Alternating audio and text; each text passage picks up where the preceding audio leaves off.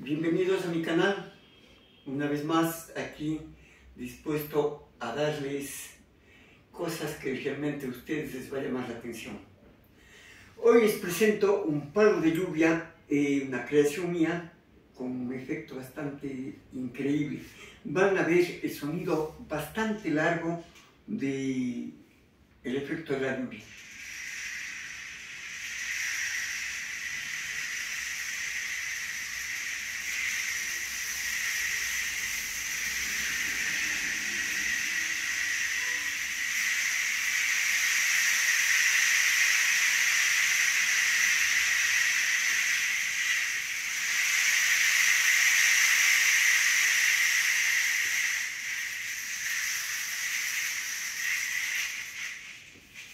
Pueden hacerle por el borde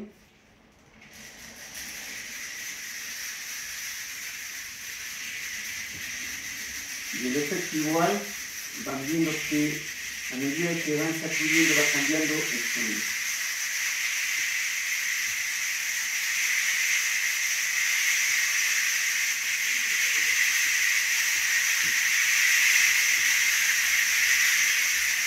O pueden hacerle también un gran chubasco o un aguacero, como decimos.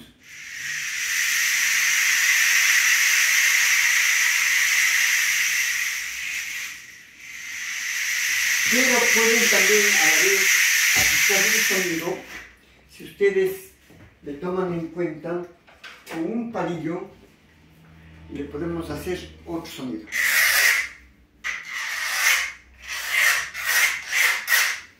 Con diferentes elementos, puede ser con un plástico, también le va a cambiar el sonido.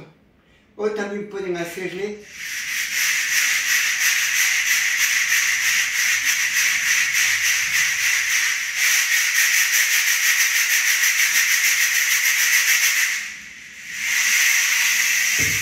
muy pronto les voy a estar enseñando cómo hacer este instrumento. Espero que les guste. No se olviden de visitar mi canal.